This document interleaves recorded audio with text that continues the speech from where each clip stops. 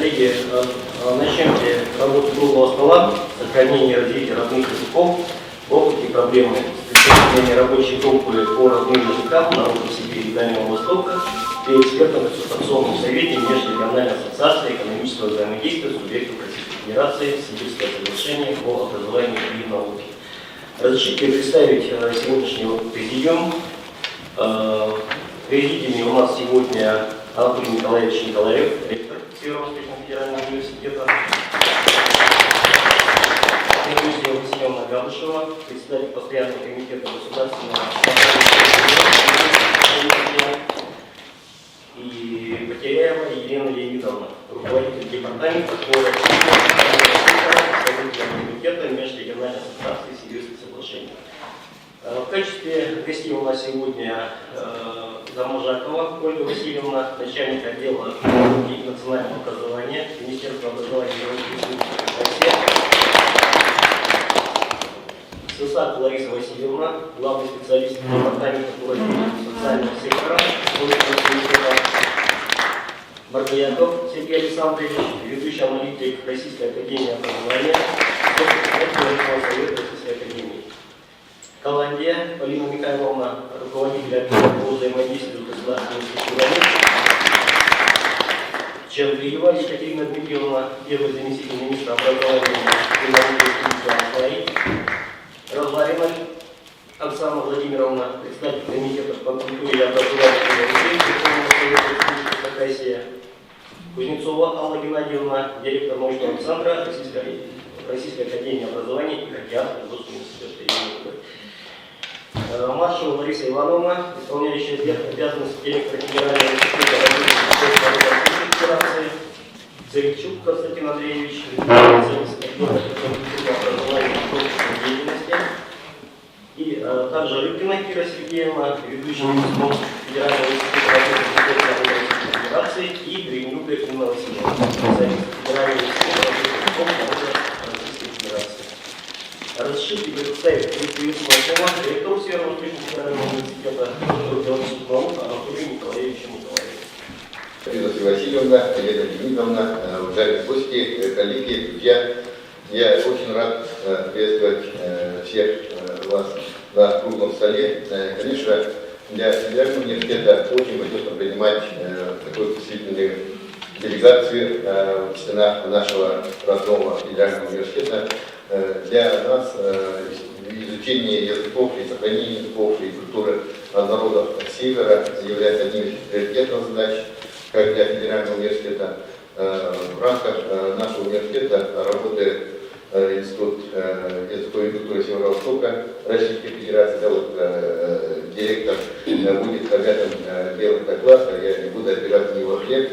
Да, и очень рад тому, что уделяется именно для Российской Федерации сохранение культуры малых народов, да, культуры вот, именно и сохранение языков, и вообще культуры многих народов, которые населяют Российскую Федерацию. Мы очень рады тому, что один из наших проектов, да, цифровизация языков, стал одним из, конечно, вот таких проектов, которые были представлены для Арктического совета, который возглавлял, да, на данный момент здесь с событиями вот это вот мы приостановили, да, но мы не приостановили свою работу. Мы работали в этом направлении и до этого, да, и Анатолий Васильевич уже это отец нашего якутского интернета в нашем университете. Сейчас продолжает вот эту работу, да, и делает очень большое дело для того, чтобы не просто мы сохраняли, да. Сейчас мы очень плотно находимся в цифровыми, да, и делать очень много для того, чтобы все языки и так далее в цифровом контексте сохранялись в рамках вот нашего вот, определенного сайта, страницы. И, конечно же, наш университет в рамках вот, сохранения языковой культуры входит и работает в рамках НОТ Север устойчивого развития. И вот это направление, я уже сказал, да, в рамках нашего федерального проекта «Приоритет 2030» является одним из подпроектов третьего советского проекта, который мы осуществляем. У нас сохранение языков, конечно, и культуры достаточно сложный процесс, особенно в условиях глобализации, в условиях, когда большой антропогенный пресс идет именно в места, где живет коренное население. Конечно, многие представители молодого поколения забывают языки, да, и, конечно, мы даже, если мы тут в стенах университета будем изучать, сохранять, да, даже в цифровом контенте, да, мы можем вообще потерять язык. Я вот, когда мы стали писать федеральный проект, я тогда узнал, что я всегда думал, что европейский язык это один язык, оказывается, там еще есть несколько диалектов, да, и всего там несколько человек, и снова диалекта и туристского языка всего осталось, да, и в 90-е годы я знал, что там всего несколько сотен всего репетиров вообще оставалось. Кроме этого, очень хорошая политика, я бы отметил очень хорошую политику нашей страны, потому что в России несколько сотен народов и народностей языков. И, конечно, сохранение языков, не оккультуривание в один только русский язык или русскую культуру, это, конечно, сломало, может быть, и в целом государственный строй нашей большой страны. Самое главное, что политика нашей страны – это сохранение всех языков, всех народов, и обогащаясь друг от друга, культурой друг друга, конечно, мы становимся сильнее. И в рамках вот сегодняшнего круглого стола я очень надеюсь, что мы обсудим достаточно важные вопросы, каким образом, какими методами, какими технологиями мы сможем сделать это большое дело. Спасибо всем, всем удачи. Уважаемый Анатолий Николаевич, Елена Леонидовна, уважаемые участники круглого стола, хочу от имени организаторов приветствовать вас в стенах Северо-Восточного федерального университета, представить, вот какая группа к нам приехала. Хочу сказать, что некоторые еще завтра прилетят.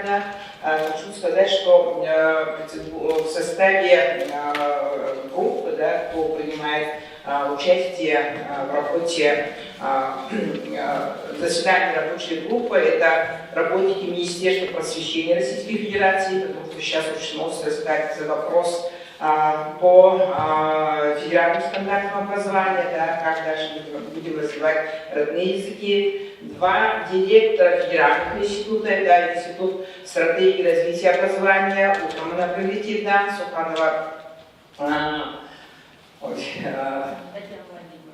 Татьяна Владимировна, да, и сегодня вот федеральный институт представляет Маршева Лариса Ивановна. Этот институт мы особенно, как сказать, хотим отметить, потому что благодаря нашему институту, который имеет более 60 лет истории, да, есть некоторые, кто вышел из стен этого института, сейчас создан Федеральный институт родных языков, и очень приятно, что к нам приехала Лариса Ивановна с большой командой. Сегодня, хочу сказать, есть представители из разных регионов, вы все их назвали, да, кто заинтересован с нами работает. Но Федеральный университет имени Амосова нам по всем направлениям именно сохранения и развития родных языков, наши партнеры, и кто нам готовит и кадры по всем языкам, хочу сказать, русский язык, якутский язык, языки коренных малочисленных народов, иностранные языки, это все выходит из стен этого университета. Во всех направлениях подготовки наших региональных компонентов, региональных составляющих, все авторы отсюда, все методисты отсюда, да, поэтому я думаю, что сегодня они все вам расскажут, покажут, да, сильно останавливаться не буду, потому что мы ставим перед собой задачи для сохранения и развития наших родных языков. В прошлом году здесь была встреча с заместителем председателя Комитета по науке и образованию Совета Федерации, мы, Римма Федоровна, сюда приходили, поднимали вопрос, могут ли они на себя взять ответственность проведения Олимпиады по родным языкам, да, и непосредственно Олимпиада уже включена в перечень предметных Олимпиад. И сегодня главные операторы этой Олимпиады, вот Северо-Восточный федеральный университет. Очень много грантов выигрывают, проводят различные исследования и так далее. Об этом сами расскажут. Я хочу сказать, что мы находимся, где нас всегда очень встречают и на высоком уровне, и содержательно, и организационно, и по всем нашим вопросам мы можем получить очень компетентные ответы. Спасибо большое. Приветственное слово предоставляется руководителю департамента по развитию социального сектора, исполнительного комитета Межрегиональной ассоциации Сибирского соглашения и Елене Леонидовне Киреевой.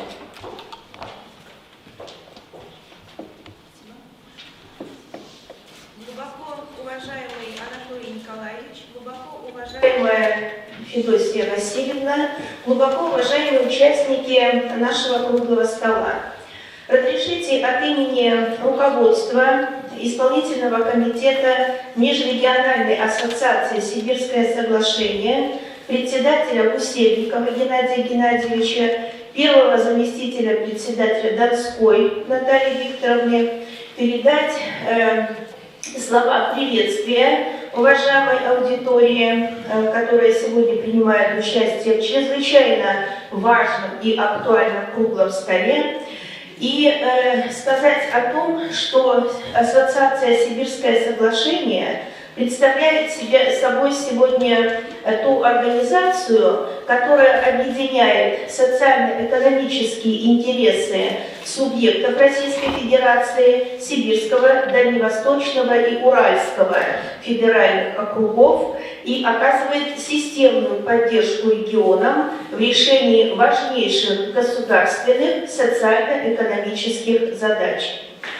Мне очень приятно, что мы находимся с такой почетной, благородной и очень важной миссией по сохранению этнокультурного наследия и родных языков на территории гостеприимной Якутии, которая, безусловно, славится и своим человеческим капиталом, и своими природными богатствами, и своим развитым народно-хозяйственным комплексом.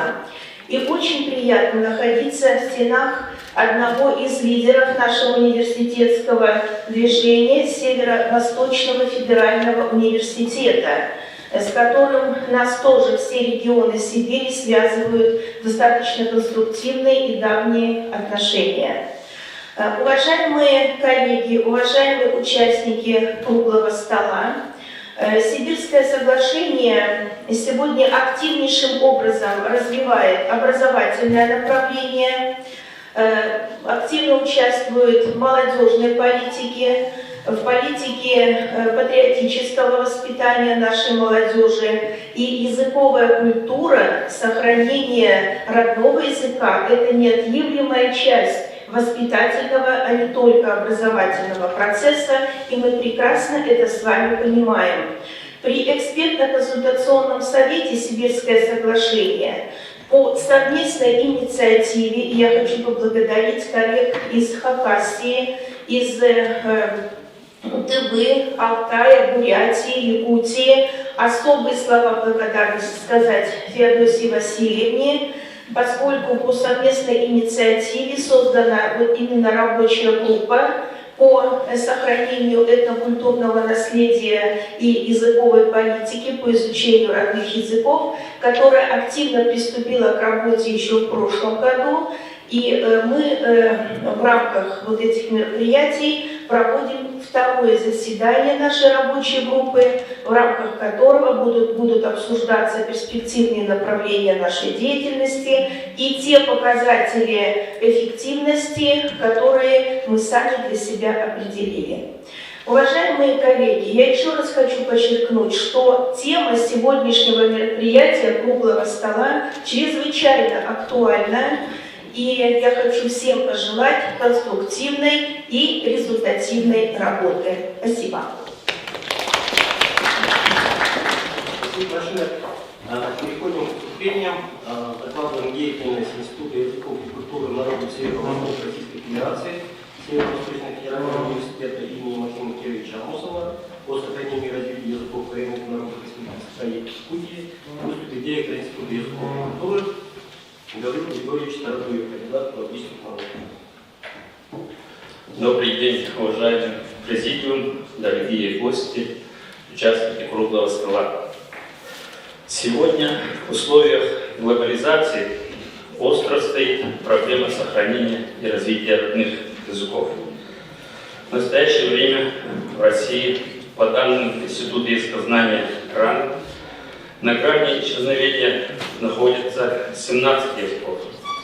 Подавляющее большинство языков в России являются уязвимыми. Это касается не только языков малочисленных народов, но и большинства государственных языков национальных республик. Мы должны осознать, что каждый язык, независимо от его количества носителей, вносит уникальный вклад в духовное наследие человечества, и исчезновение любого языка представляет собой невосполнимую утрату в гуманитарном контексте. В Республике Саха государственными языками являются русский и якутский языки, а официальными языками признаны эвенский, эвентийский, долганский, югоирский, чукотский языки в местах компактного проживания коренных малочисленных народов Севера. На языке Саха разговаривают более полумиллиона человек. Это Саха, русские старожилы, эвены, эвенки и другие. На языке Саха ведутся теле- и радиовещания, издаются печатные издания, проводятся культурно-массовые мероприятия, развивается местная кинематография, создается театральный и эстрадный репертуар, также контент в сети интернет. Помимо этого, язык Саха используется в делопроизводстве и науке. Учитывая особый вклад Республики Саха в дело сохранения миноритарных языков, в городе Якутске под эгидой ЮНЕСКО были проведены 4 международные конференции, где были приняты итоговые документы Ленская резолюция, Якутское воззвание, Якутская декларация о языковом и культурном разнообразии в киберпространстве. Институт языков и культуры народов Северо-Востока Российской Федерации выполняет очень важную миссию по возрождению и развитию языков и культур коренных народов республики Саха, эвенов, эвенков, юкагиров, долган, чукчи. Языки вышеперечисленных народов внесены в атлас языков мира, находящихся под угрозой исчезновения ЮНЕСКО. Наш институт является единственным учебным заведением на северо-востоке Российской Федерации, занимающийся сохранением и ревитализацией языков коренных народов Арктики.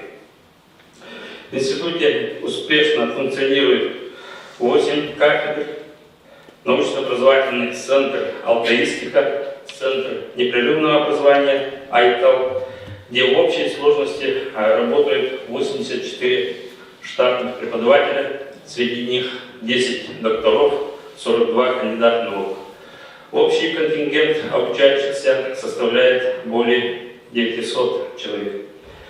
Учебное подразделение готовит специалистов по всем ступеням высшего образования. Это 9 направлений подготовки бакалавриата, специалитета, магистратуры.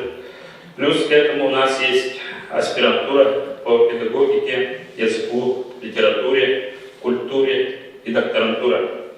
Функционирует диссертационный совет по защите докторских и кандидатских диссертаций по специальности литературы народов Российской Федерации. Таким образом, в институте созданы все необходимые условия для взращивания молодых кадров. На этом слайде более детально демонстрируются те основные профессиональные образовательные программы, которые реализуются в нашем институте касательно родных языков и культур. Мне хочется рассказать вам о лучших практиках нашего института. В этом году институт отмечает 30-летие создания факультета якутской филологии и культуры. За эти годы кандидатские и докторские диссертации защитили около 60 наших выпускников. Они в основном работают в Институте гуманитарных исследований и проблем малочисленных народов Севера Суран, в Институте Аламхо и, конечно же, у нас. И сегодня мы пестуем достойный кадровый резерв по направлению научно-исследовательской работы студентов. Наш институт является флагманом в университете.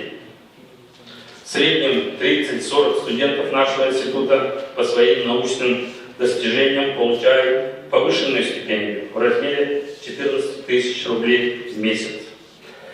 Наши студенты ежегодно участвуют во всероссийских олимпиадах и занимают призовые места. На слайде представлены достижения последних 2 лет.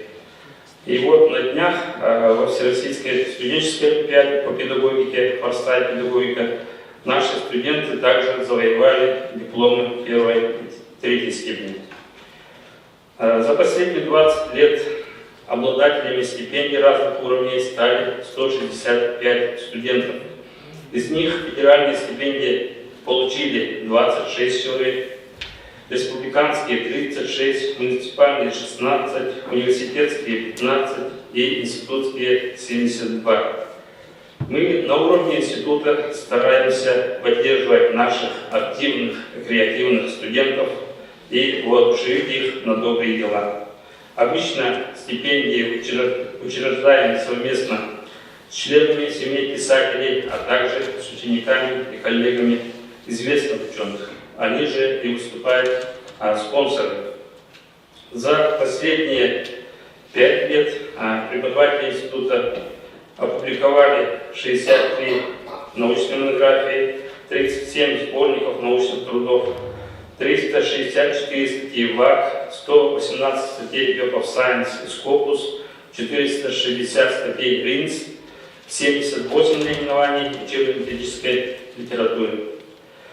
Язык развивается только в том случае, когда он функционирует. К сожалению, то, что нами создается на языках коренных народов, не всегда учитывается в официальных отчетах. Для того, чтобы сохранить и развивать сам язык, мы должны писать и издавать научно-популярные статьи и книги на родных языках. В этом отношении хочу сказать, что среди наших коллег есть те, у кого количество опубликованных книг колеблется от 50 до 100 наименований. Именно по этим работам они и известны в республике как ведущие ученые в своих отраслях. Университет издает рецензируемый научный журнал «Вестник СУФУ», который имеет серии «Эпосоведение», «Алтаистика» и «Вопросы национальных литератур». Пользуясь случаем, приглашаю вас, коллеги, выступить в качестве авторов статей в рамках данных серий. Кафедра стилистики якутского языка и русско-якутского перевода является единственной в России, которая готовит высококвалифицированных специалистов в области внутригосударственного перевода. В рамках проекта «Эпические памятники народов мира» были переведены на якутский язык эпосы тюркских народов. Это кыргызский Манас, алтайский Маадекара, башкирский Урал-Батыр. По заказу Министерства образования Республики Саха сотрудниками данной кафедры переведено с русского языка на якутский 96 учебных комплектов по дисциплинам технология, математика, окружающий мир, изобразительное искусство, музыка с 1 по 4 класса. Преподаватели института разрабатывают для общеобразовательных школ республики учебно-методические комплексы дисциплин по предметам родной язык, родная литература, культура народов республики Саха-Якутия, якутский язык как государственный. С 2021 года наш университет является основным организатором Всероссийской олимпиады по родным языкам. На первом этапе олимпиады по якутскому языку приняли участие 655 участников. Из них на второй этап прошли 292. На Олимпиаде по венскому, олимпийскому и кагирскому языкам на первом этапе приняли участие 101 учащийся. Из них на второй этап прошли 44 учащихся. Имена победителей и призеров уже известны. Они, то есть победители и призеры Олимпиады по профилю филология, родной язык, родная литература, им будет предоставлено право на прием без вступительных испытаний при наличии у поступающего результата ЕГЭ по предмету русский язык или литература не ниже 75 баллов. Данная Олимпиада по родным языкам будет большим стимулом для абитуриентов при поступлении в вузы, а также поднимет статус учителей родных языков, хранителей и трансляторов культурного кода нации. Преподаватели института также готовят контрольные измерительные материалы единого республиканского экзамена по якутскому языку и языкам коренных малочисленных народов Севера. Результаты ЕРЕ по якутскому языку и языкам КМНС признаются нашим университетом как результаты вступительных профессиональных испытаний по направлениям филология и педагогическое образование. За последние 6 лет институт провел 20 конференций по проблемам родных языков. Из них международных 6, всероссийских 2 и региональных 12. Несколько слов хочется сказать о нашей конференции «Белим». «Белим» с якутского на русский переводится как «наука». Данная конференция проводится 2010 года. Отличительной чертой данного мероприятия является то, что молодые исследователи презентуют свои разработки и проекты по разным направлениям науки на своих родных языках. В 2022 году научная конференция «Белим» за развитие родных языков заняла 3-е место в номинации «Лучшая практика в сфере развития научно-исследовательских инициатив студенчества» Всероссийского конкурса Минобрнауки. В рамках реализации госзадания Министерством науки и высшего образования Российской Федерации проведена международная конференция «Сравнительно сопоставительное изучение тюркских и монгольских языков». Изданы сборник материалов конференции, коллективная монография и 2 словаря. Работа велась в тесном сотрудничестве с коллегами из Казахстана, Киргизии, Монголии и Республики Алтай. Наши студенты и аспиранты, сотрудники сейчас участвуют в реализации мегапроекта сохранения языкового и культурного многообразия и устойчивое развитие Арктики и субарктики Российской Федерации. Об этом расскажет Людмила Сафроновна в своем выступлении. Мы всеми силами продвигаем язык саха в киберпространстве. Издаем научный альманах «Белим» на сайте Якутского саха-информационного агентства. Ведем научный подкаст на якутском языке «Сертат», который стал обладателем премии «Коммуникационная лаборатория» в городе Москва. По инициативе нашего института в рамках проекта «Саха-Транслейт» якутский язык включен в сервис Яндекс.Переводчик. Есть еще множество идей и разработок по компьютерной обработке естественных языков. С 1996 года в республике отмечается День родного языка и письменности. Проведение декад родного языка в нашем университете стало доброй традицией. В этом году в рамках декады мы провели около 30 значимых мероприятий для молодежи и общественности. С 1992 года в институте организовано обучение якутскому языку инофонов. За 30 лет на базе нашего института языковую стажировку прошли более 100 докторантов из 25 стран мира. Роль стажеров в популяризации и пропаганде якутского языка за рубежом огромна. Они переводят на иностранные языки наш Олонхо и произведения якутских писателей, снимают видеоролики о Якутии, формируя тем самым положительный имидж нашей республики далеко за ее пределами. Благодаря усилиям ученых университета проводится национальная практика цеха ЛОНХО в разных улусах республики.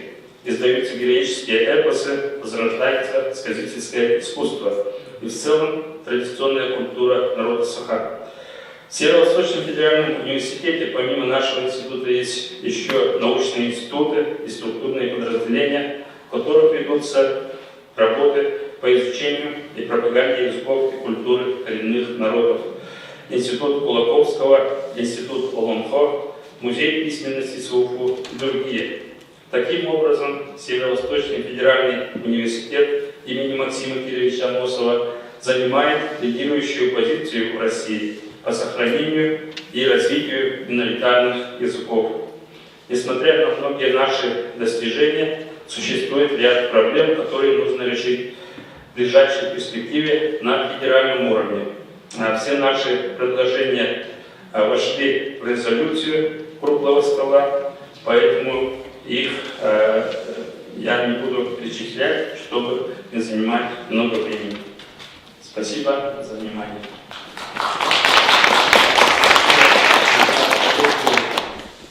Доклад.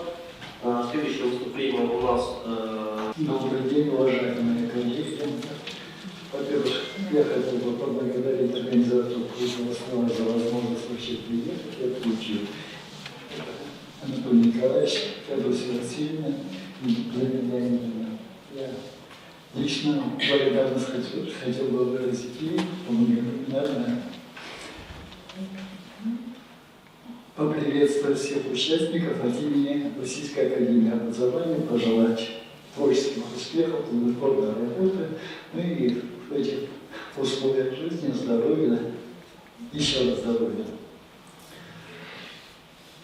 Я, наверное, не сколько с докладом выступлю, с докладом завтра, а сколько с актуализацией некоторых проблем, которые присутствуют при организации этноязыкового и этнокультурного образования. И за этот короткий промежуток времени больше остановились на проблемах. И это не столько критика того, что у нас делается в области организации этнокультурного и этноязыкового образования, сколько попытка понять, какие проблемы сегодня существуют, для того, чтобы, актуализируя их, найти возможности, пути решения этих проблем. Ну а мы, как научные работники, как раз сосредотачиваем свои усилия на поиске научных, теоретических, методологических направлениях решения этих проблем. И еще раз я хотел бы сказать, что тот критический подход, это не означает, что все, что делается в этом направлении, это недостаточно. На самом деле, российским государством на уровне нормативного, законодательного делается очень много для развития, поддержки этнокультурного, этноязыкового образования. И национальная политика Российской Федерации направлена на решение в своей области сохранения своего культурного, языкового и этнического многообразия, формирования и укрепления общероссийской гражданской нации и поддержки этнической идентификации населяющих народов России.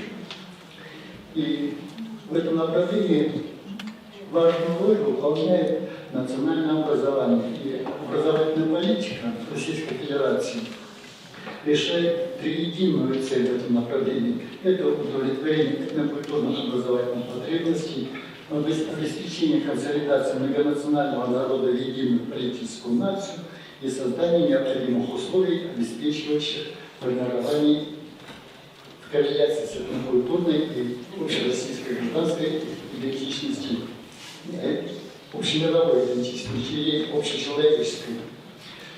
Базовая цель образовательной языковой политики является обеспечение знания русского языка как государственного всем населением и поддержка национальных языков.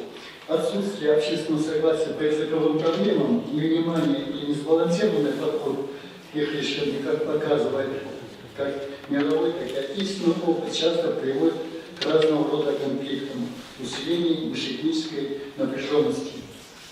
И эффективность образовательной языковой политики зависит от совокупности факторов, от нормативного правового обеспечения, критика, методологического, научно-методического и кадрового обеспечения.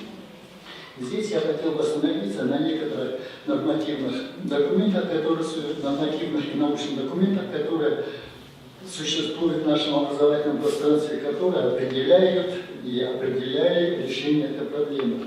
Наиболее значимым, с моей точки зрения, документом, который повлиял во многом на последующее развитие этнокультурного этного языкового образования последних лет, это является концепция национальной образовательной политики Российской Федерации, которая была издана Министерством образования и науки Российской Федерации в 2006 году. Концепция национальной образовательной политики обоснованы цели, механизмы и направления национальной образовательной политики Российской Федерации, определены общие принципы, нормы решения национальных проблем образования, которым принадлежат это удовлетворение этнокультурных и языковых потребностей народов России в сопряжении с сохранением культурного, образовательного и духовного пространства. Это консолидация народов России в единую политическую нацию, формирование корреляции с этнической самоидентификацией общероссийского гражданского сознания. Однако реализация вот этих поставленных целей концепции образовательной политики не удалось, поскольку вслед за выходом этой концепции произошло изменение и дополнение закона об образовании Российской Федерации, ликвидация национально-регионального компонента в структуре ГОСов и выход федеральных государственных образовательных стандартов, и ликвидация национально-регионального компонента ГОС, переход на РГОС. Реализация основных положений концепции национальной образовательной политики привела в итоге к размыванию этнокультурной составляющей содержания образования и уменьшению числа изучаемых этнических родных языков в российских школах. Ну и, соответственно, даже уменьшение числа школьников, изучающих эти языки.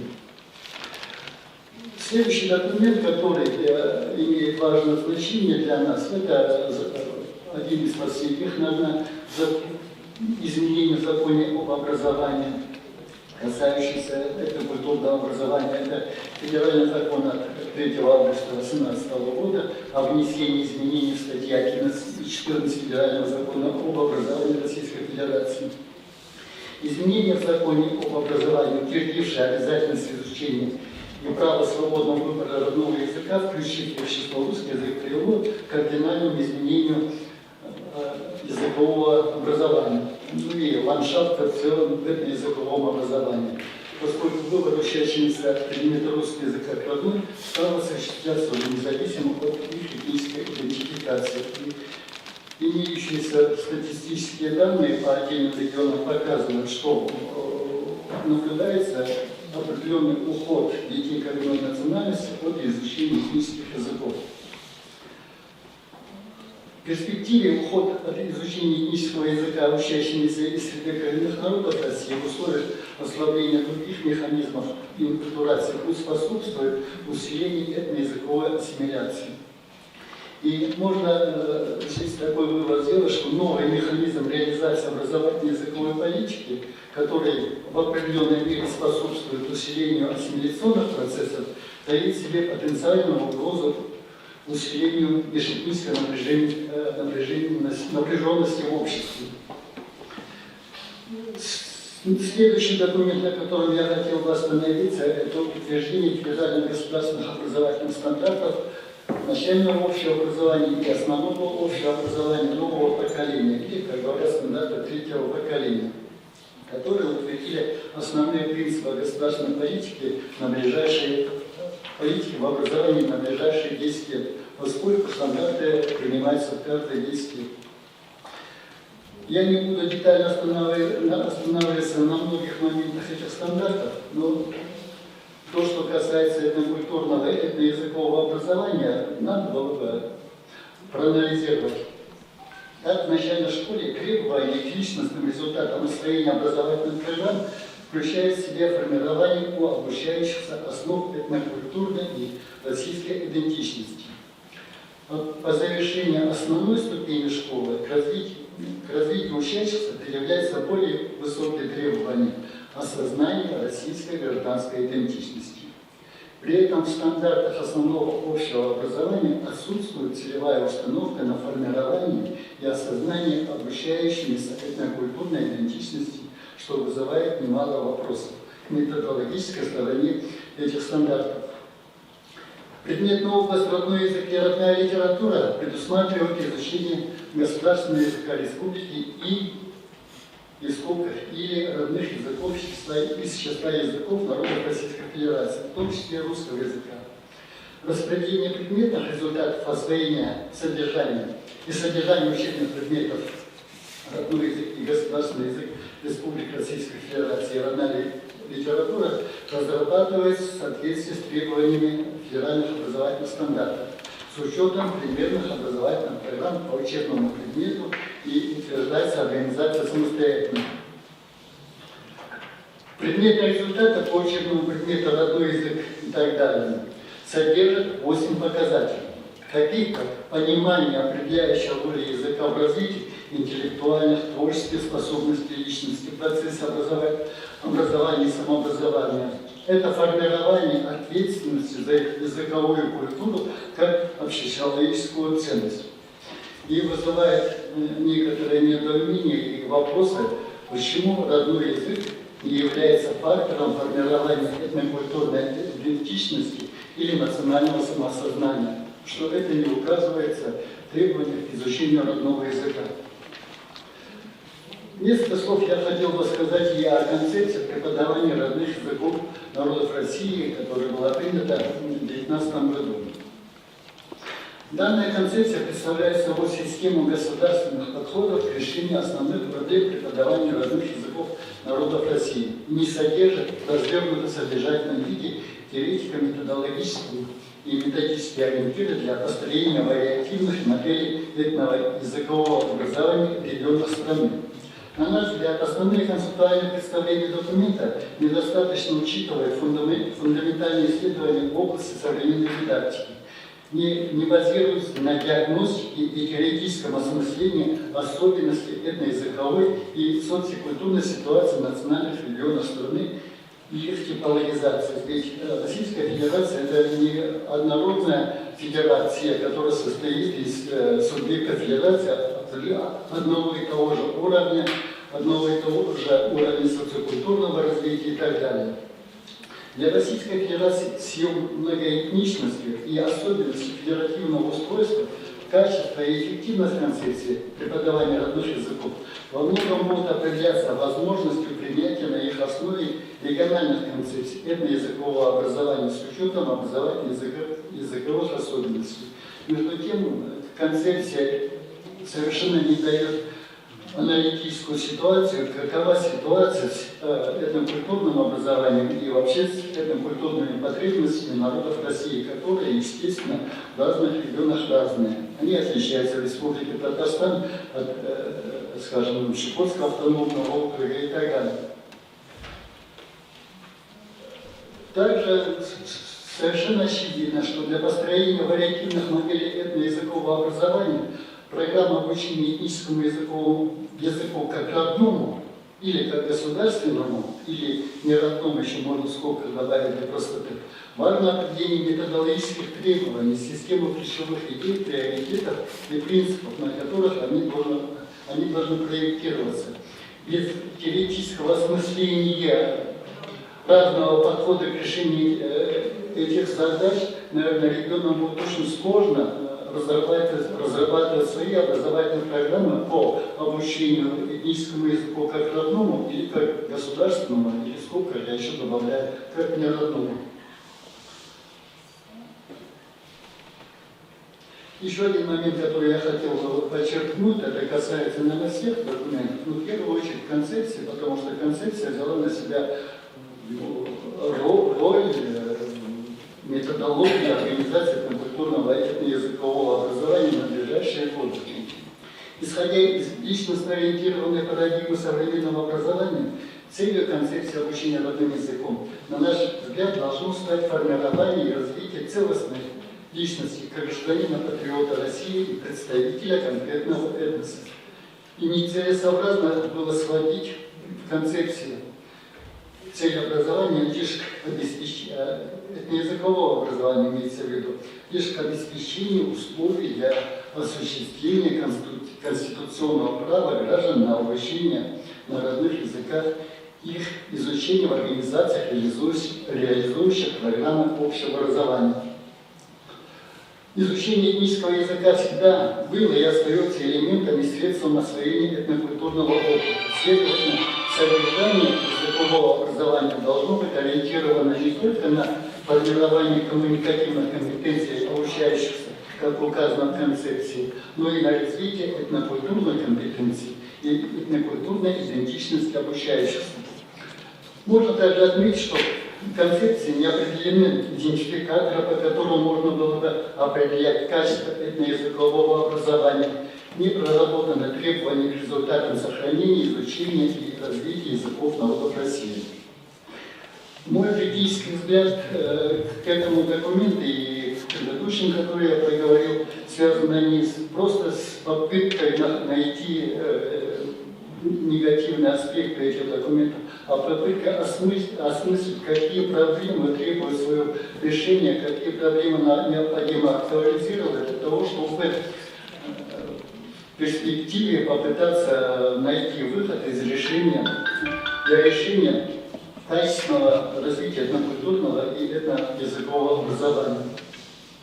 Ну а в завершении, как вывод, я хотел бы сказать, что несмотря на решения на федеральном уровне, на региональных уровнях своих задач по развитию этнокультурного и этноязыкового образования, по-видимому, актуальным все равно остается сегодня разработка на федеральном уровне концепции развития этнокультурного образования и этноязыкового образования с учетом социокультурной ситуации всей Российской Федерации, с учетом разности социокультурного опыта, культурно-исторического опыта, языковых и образовательных потребностей разных народов, разных этносов, разных республик. Спасибо. Все-таки это не конференция, да, круглый стол, да, у меня пару вопросов можно задать, да, как руководитель федерального университета, у меня вот будет пару вопросов.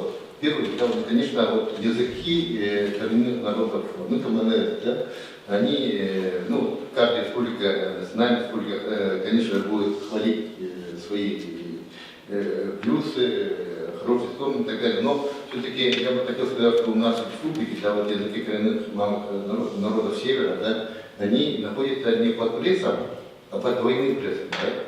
Потому что тут у нас два государственных языка, вот я знаю, что много представителей коренных балтийских народов Севера, да, вот вы прекрасно знаете якутский, прекрасно знают русский, да, и при этом недостаточно хорошо знают свой родной язык. Да, и что мы должны внутри вот делаем, не просто там учить или готовить учителей, да, мы учителей просто играем в долгую, да, и если этих школьников, которые только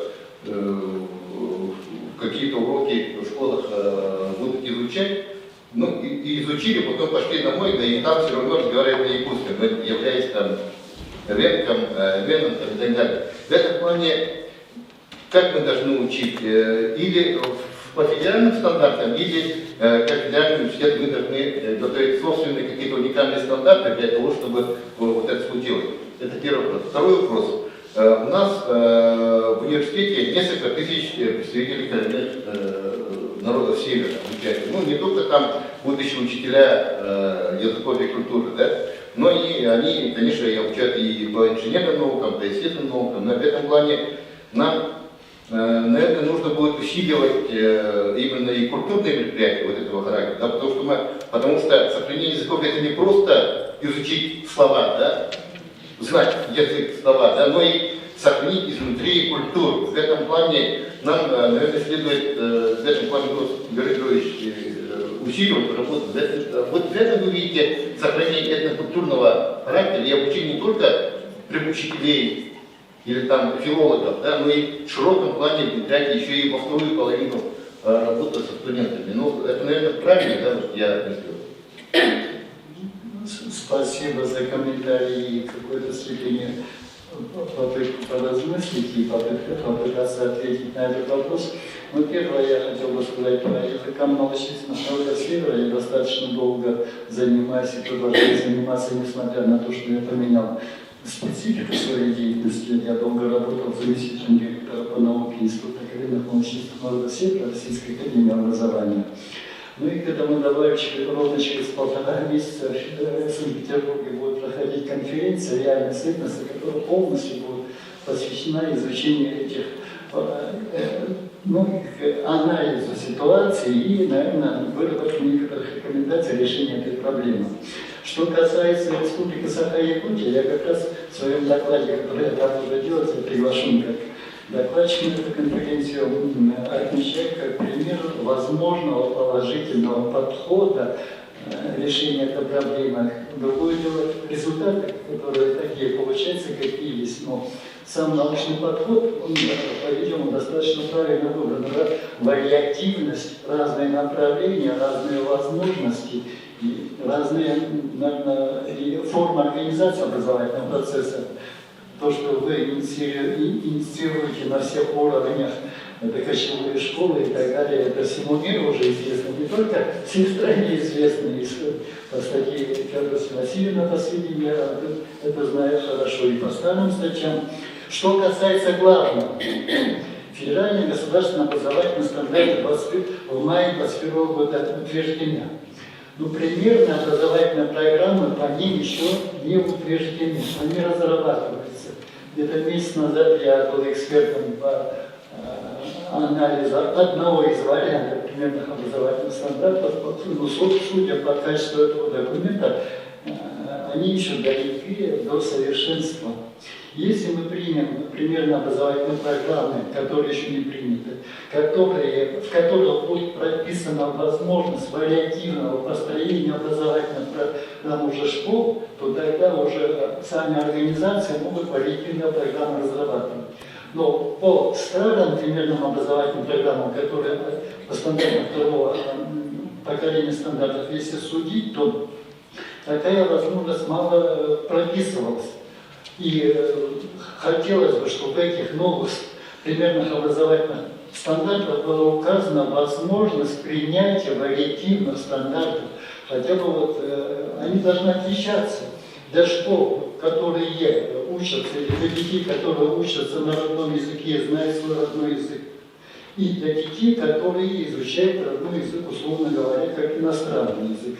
А ФГОС, которые утверждены, это не прописано, из этого не видно. Там хотя и прописано, что родной язык и родная литература должны изучаться как родной и как государственный. При этом каково отличие изучения родного языка как государственного и как родного не видно. Тогда, получается, регион сам должен думать о том, как это развести, не говоря о том, что, вот, допустим, Чукотскому округу самим решать, а как у них эту проблему разрешать. Без решения, это не потому, что там федеральный орган должен это решать, а потому что все-таки есть специальные органы Российской академии образования, которые созданы для того, чтобы на федеральном уровне разрабатывать, предлагать методологические подходы к решению этой проблемы.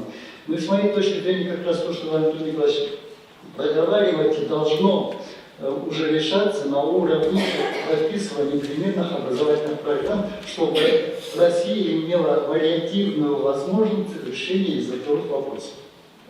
Вот я попытался, по крайней мере. Да, я бы хотел бы добавить еще одну такую мысль. Да, вот, сейчас мы, в принципе, Министерством образования нашей республики начали прорабатывать такой вопрос, как практико-ориентированная подготовка учителей.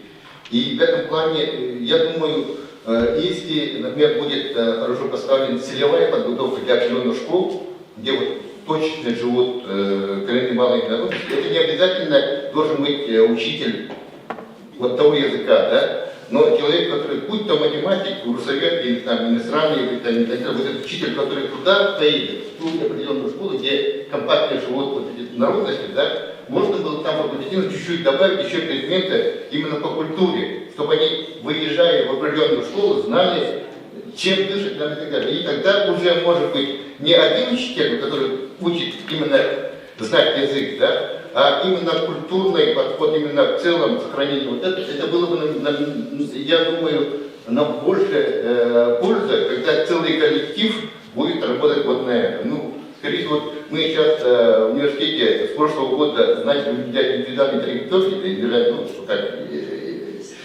по индивидуальной траектории начали обучать. И в этом плане, если будет заказ именно от школ, не просто мы заставляем их вот это, да? Если будет заказ от школ, что еще именно и учителя, которые работают в их школы, что они должны знать там и так далее. В этом плане я там могу дать задание проректорам и так далее, да, директорам, чтобы они проработали дополнительные предметы вместо каких-то других предметов. Да? И это заказ от школы, куда они пойдут работать. В этом плане, может быть, намного полезнее будет, ну вот, как бы комплексно подойти вот к этой проблеме. Спасибо, я тут тоже определенную информацию хотел бы дать. Ровно, по-моему, 10 дней назад у нас в Академии проводился Всероссийский форум подготовки учителей, Всероссийский форум учителей. К сожалению, вот это направление в этом форуме, региональный аспект образования, были тронуты очень косвенно и не детально. В силу того, что отделение Российской академии образования российской словесности пока очень плохо укомплектовано. Там всего один академик пока, по-моему, сейчас в Павловичном корпусе, в Личном корпусе, их всего там 8 человек. Если в отделении профессионального образования у нас больше 40 человек членов отделения, и из них больше 20 академиков, то сравнить вот это отделение, конечно, и поэтому они очень тяжело пока втягиваются в проблемы регионального аспекта. 19-21 числа, 19-21 числа следующий форум Международной ассамблеи подготовки учителей, по-моему, называется, я точно название не помню, я могу, ну, наверняка в курсе тех, кто интересуется этой проблемой.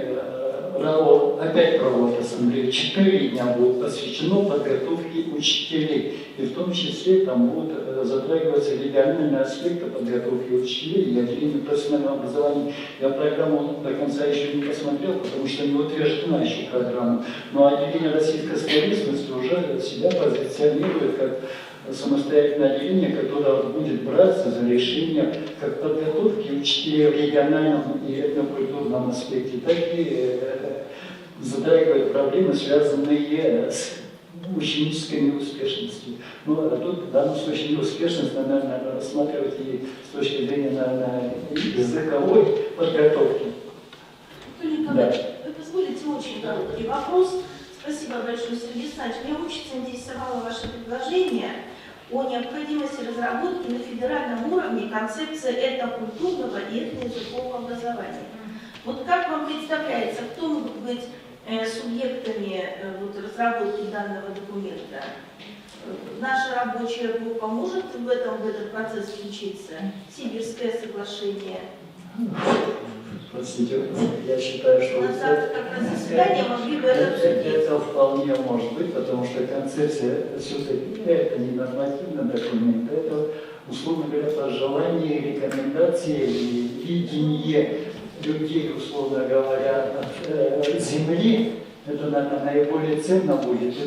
На сегодняшний день попытки концепции поликультурного образования, российского образования разрабатывались разными группами, но так и на общем уровне, на федеральном уровне они не были приняты. Тем более концепции этнокультурного образования. Лично я знаю 2 концепции, которые разрабатывались разными группами, на них народ очень сильно ссылается, и в то же время они нормативную форму федерального уровня они не приняли. Если Сибирское соглашение на себя возьмет такую инициативу, и помимо того, что разработка еще будет продавливать ее, и для этого нужна активная деятельность не только ученых, но и политиков, общественных и так далее, то мы можем быть услышаны на федеральном уровне.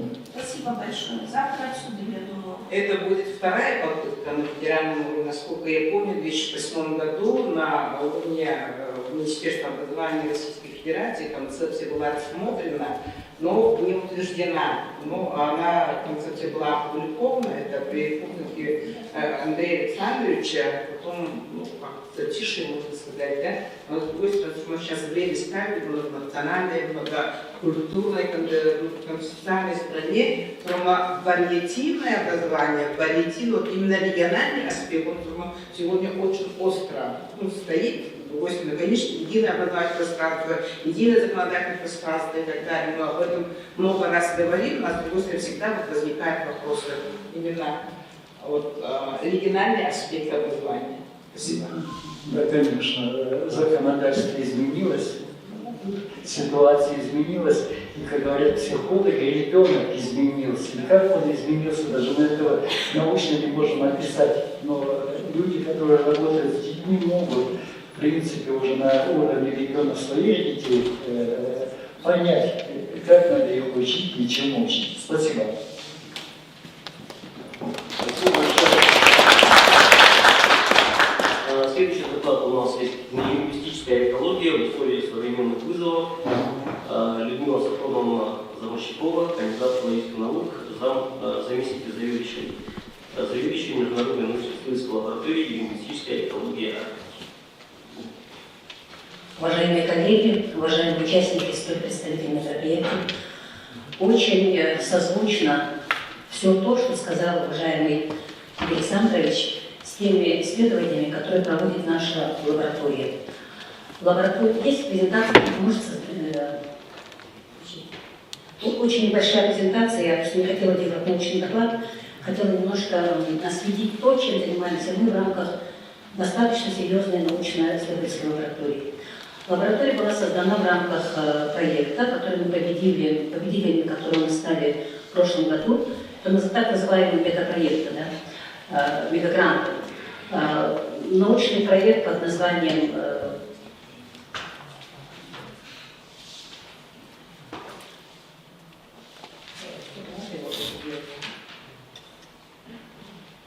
«Сохранение языкового и культурного многообразия и устойчивого развития Арктики и субарктики Российской Федерации». Ведущим ученым и руководителем нашего проекта является известный ученый-лингвист, очень известный ученый в области сохранения языков, исчезающих языков, профессор университета Чикаго Ленора Гренобль.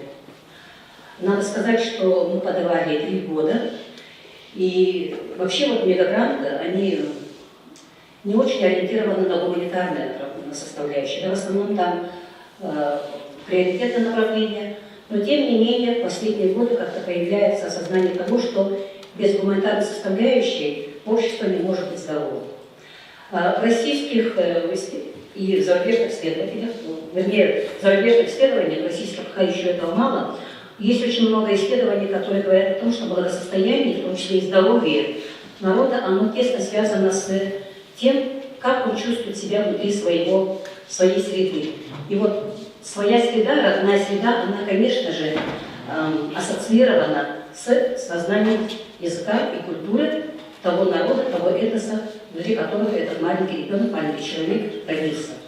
Поэтому, когда мы вчера буквально у себя на чате обсуждали о том, что у людей, которые не знают родного языка, оказывается повышен холестерин, это не предмет для шуток. Оказывается, действительно есть такие серьезные исследования, которые подтверждают, что люди, которые способны говорить полноценно и выражать свои мысли на своем родном языке, у них чаще всего бывает здоровый холестерин, в том числе.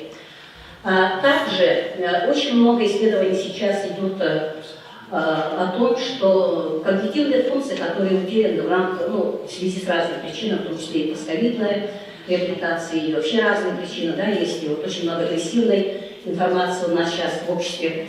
Вот эти вот психокогнитивные функции, которые утрачиваются, они легче восстанавливаются у людей, которые активно практикуют 2 и более языков.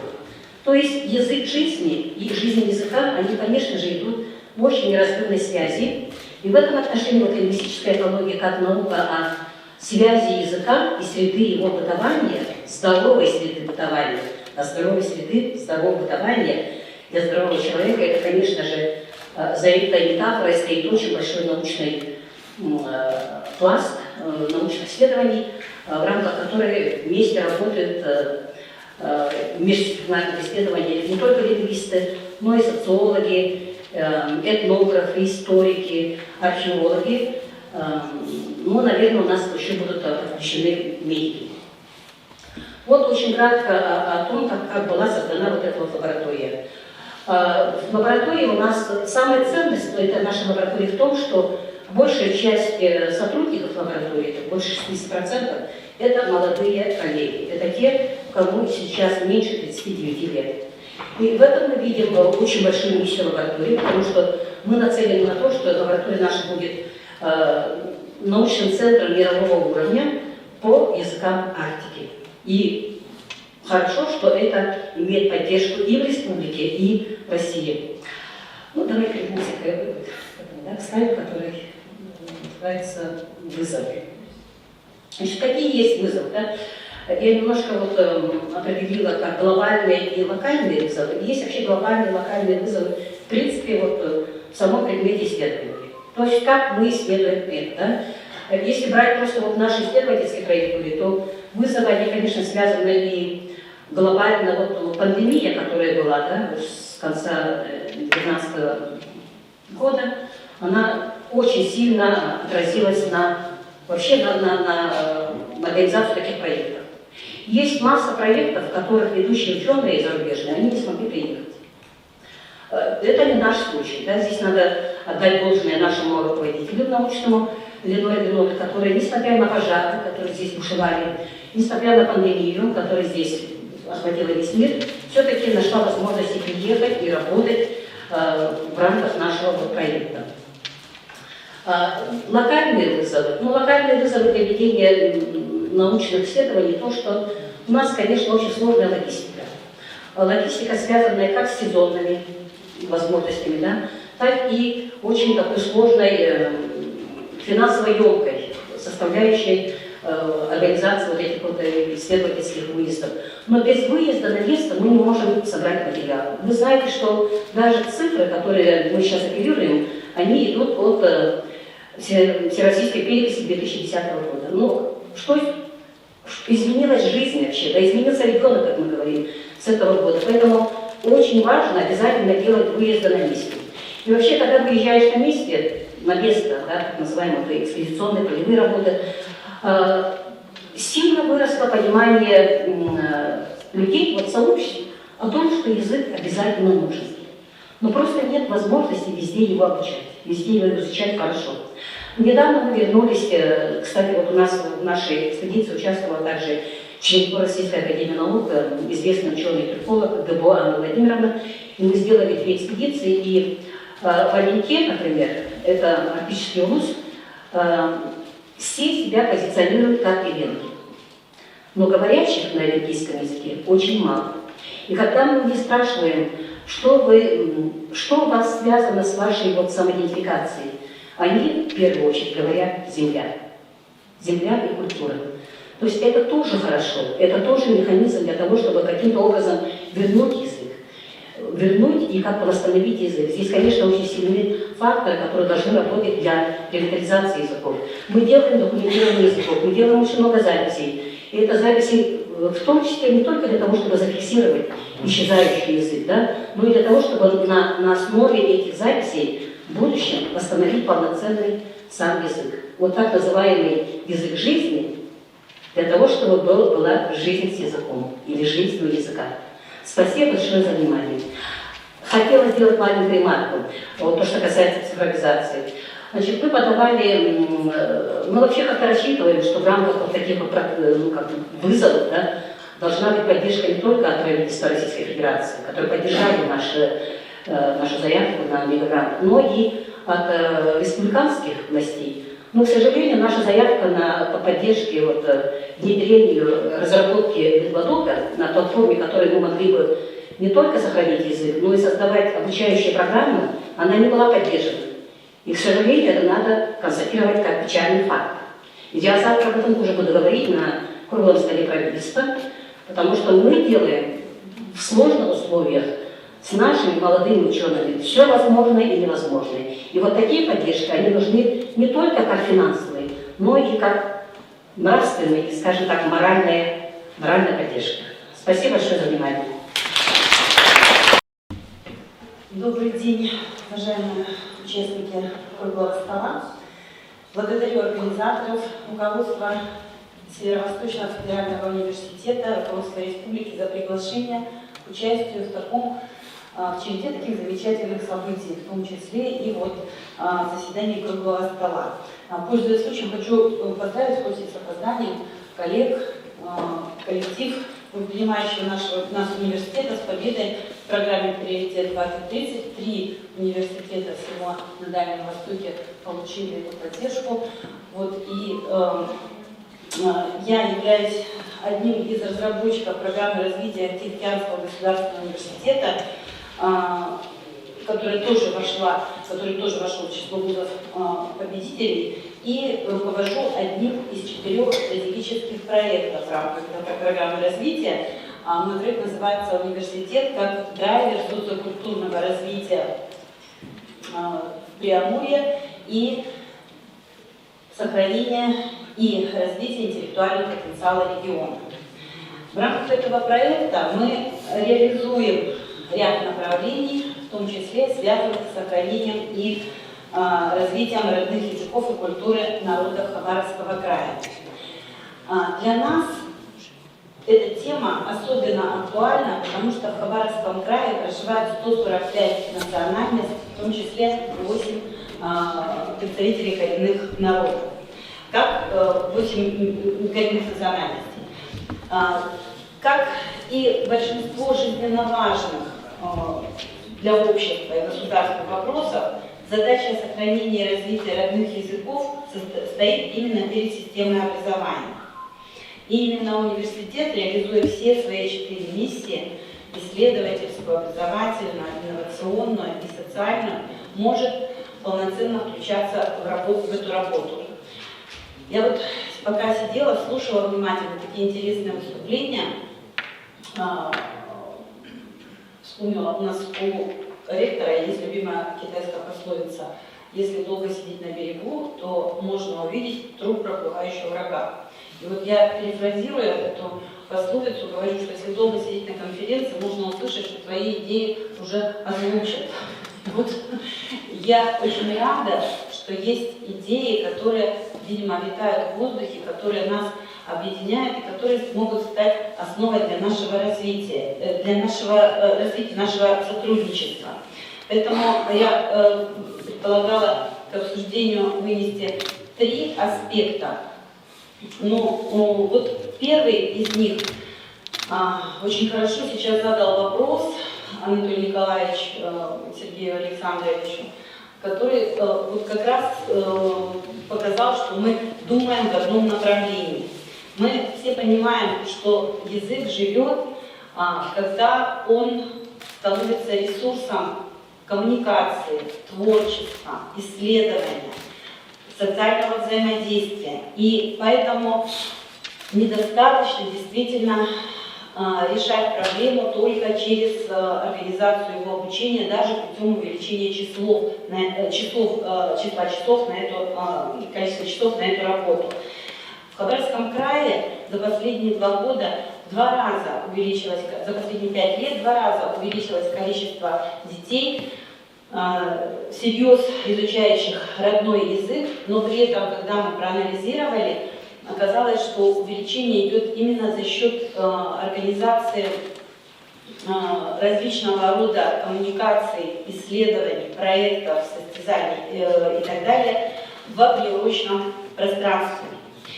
И в таком случае любой педагог, я согласна абсолютно с Антонием Николаевичем, любой педагог, не только учитель родного языка, становится, извините за каламбур, учителем родного языка.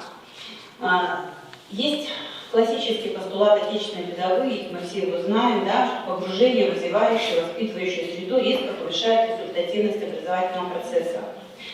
Но есть одно маленькое уточнение, которое в конце 20 века внесли авторы теории воспитывающей среды.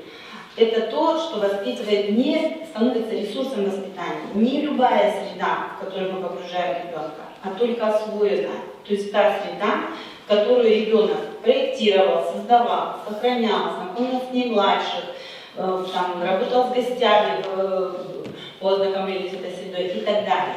И вот для примера просто, однажды созданный школьный музей народной культуры через 3 года теряет практически половину своего воспитательного значения, потому что то поколение, которое работало как создатель этого проекта, уходит, а новое становится просто пользователями. И поэтому нам важно готовить учителей родного языка и педагогов для школ в местах компактного проживания коренных народов так, чтобы они могли создавать и развивать вместе с учениками, с воспитанниками такую среду, чтобы они могли организовывать творческую, исследовательскую, проектную деятельность, социальное волонтерство, различные формы коммуникации, в которых родной язык становится ценным ресурсом и условием успеха. И если уж продолжать пример с музеем, он сам по себе большая ценность, но чтобы он стал ценностью в глазах детей и стал ресурсом для их целей, нужно учить учителей родного языка приему современной музейной деятельности, например. Следовательно, сегодня при подготовке учителей родного языка и педагогов образовательных организаций для территории компактного проживания коренных народов нужно обеспечивать таким студентам возможность проектирования, опять поклон в сторону Антона Николаевича, индивидуальную образовательную траекторию с учетом этих требований. Но возможно для начала вместе с работодателями, которые заключают, как правило, у нас очень много студентов, которые поступают по целевому набору или затем заключают договоры на целевое обучение. Поэтому с работодателями, заключившими такие договоры, мы можем разрабатывать современный профиль компетенции учителя родного языка и педагога начальной школы. И затем необходима специальная работа по созданию соответствующих программ, причем разных. Это могут быть программы микроквалификации, это могут быть программы дополнительного профессионального образования. Это внеучебные активности, которые мы тоже сегодня разрабатываем положение о том, как их учитывать как образовательные достижения в рамках образовательной программы, если они содержательные. Это программы взаимодействия с сообществами практики, которые и позволят в целом сформировать студенту свою образовательную траекторию по согласованию с работодателем под то конкретное рабочее место, куда они планируют. Вот это проект, который мы сейчас разрабатываем, запускаем. Понятно, что нам здесь нужна и есть у нас соглашение уже о взаимодействии в рамках консорциума «Регион присутствия Дальний Восток» с правительством Хабаровского края, с администрацией города Хабаровска, с рядом районов, с которыми мы будем эту модель отрабатывать, параллельно разрабатывая тот набор программ, тот маркетплейс, и реальный, и виртуальный, который может стать основой для создания такой четко нацеленной под конкретное рабочее место индивидуальной образовательной траектории. И второй аспект, который я хотела бы предложить для обсуждения, он связан с первым, из него вытекает, потому что мы фактически выходим сегодня на то, что профессия учителя родного языка в таком случае должна серьезно измениться. В профессионализме вы наверняка слышали уже об этом, наряду с понятием профессия в последние годы очень активно применяется понятие трансфессия. То есть этот термин трактуется как вид трудовой деятельности, который реализуется на основе синтеза и конвергенции профессиональных компетенций, которые принадлежат к разным специализированным областям. И Эвальд Зейн, профессор РГППУ, очень подробно ведет исследования в этом направлении. И мне кажется, есть основания рассматривать профессию учителя родного языка именно как трансфессию. Я эти несколько оснований хочу перечислить. Прежде всего, цивилизационный масштаб профессиональной задачи, даже в маленькой сельской школе, то есть сохранение культурной принадлежности и достоинства коренных народов. Прагматические цели общины, позиция, фактически это у этого педагога позиция культурного и образовательного политика. Язык без коммуникации, мышления, мировоззрения не сохранится, мы об этом уже сегодня говорили. Следовательно, создание насыщенного социокультурного социально-экономического пространства во взаимодействии с разными структурами – это тоже часть ответственности такого педагога. И для него это позиция модератора социально-культурной коммуникации. Родной язык и родная культура как культурные феномены, а значит, они подлежат проектированию, это пространство проектирования и исследования. А значит, у такого педагога позиция проектировщика, исследователя, наставника проектов, консультанта исследований. Родной язык как учебный предмет, и тогда это пространство перепроектировано в соответствии с курсом ВОЗ в тех ограниченных условиях повышенного ограничения, которое возникло в связи с принятием ВОЗ, о чем говорил Сергей Александрович очень подробно. А значит, у учителя позиция методиста и проектировщика образовательной программы и так далее.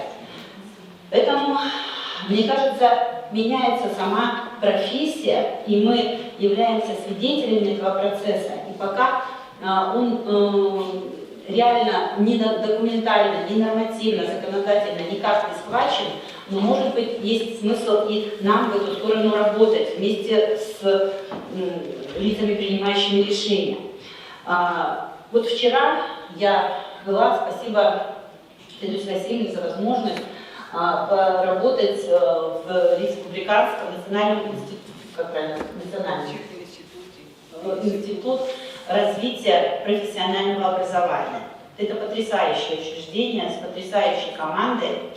Не случайно система СПО Якутии вошла по данным РАНХИКС в число систем высшего уровня, высокого уровня развития. Да? 4 кластера, самый высший кластер. Я думаю, что это заслуга руководства республики, руководства системы образования профессионального и этого института. Так вот, они познакомили меня с удивительным проектом. Я сейчас чуть-чуть в сторону отхожу, но это не в сторону. Я вернусь. Удивительный проект «Суперкампус». Сегодня университеты разрабатывают идеи межвузовских кампусов. Это такая серьезная, большая работа. Но чтобы система СПО создавала свой такой удивительный кампус, это уникальная история. Я была просто вчера поражена, насколько глубоко этот проект уже проработан, насколько он обладает очень серьезным таким потенциалом для не просто развития культуры системы профессионального образования, а вообще для развития региона. Так вот, они уже, проектируя образовательные программы, помимо стен, помимо того пространственного решения, которое там есть, они проектируют уже содержание работы этого кампуса. Так вот, они уже исходят не только из описания существующих профессий и современных компетенций, но исходят из future skills, из профессий будущего. Они проектируют, ориентируясь на атлас профессий будущего. И вот, возвращаясь к нашей теме, я и думаю, а может быть у нас уже тоже рождается профессия будущего. Несмотря на то, что это традиционная задача сохранения и развития, но мы понимаем, что степень важности этой задачи только возрастает. И это, возможно, это область действительно профессии будущего, потому что требуются другие решения, другие компетенции новые и так далее. И в национальном проекте, когда еще был отдельно учитель будущего на первых его этапах, да, там предусматривалось такое мероприятие формирование перечня профессий будущего, педагогических профессий будущего. Потом они как-то там сгладили, не так радикально сейчас это звучит, но тем не менее задача понимания, что педагогическая профессия меняется, она остается. И вот мы видим, что либо, я не знаю, как это будет называться, может быть, это не профессия, может быть, это должность, потому что под задачей появляются новые должности. Мы все были свидетелями в свое время, когда появилась должность организатора ОБЖ. Человек, который ведет часы ОБЖ, но при этом занимается большой серьезной организационной работой по этой проблематике. Да? Когда появилась должность замдиректора по ИКТ. Сейчас советник директора по воспитанию. Да? Под стратегические, под политические задачи появляются новые должности. Возможно, это не новая профессия, а новая должность.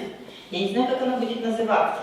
Я полистала сейчас атлас новых профессий, и там есть, например, архитектор этнокультурной среды, например, да? Ну и так далее.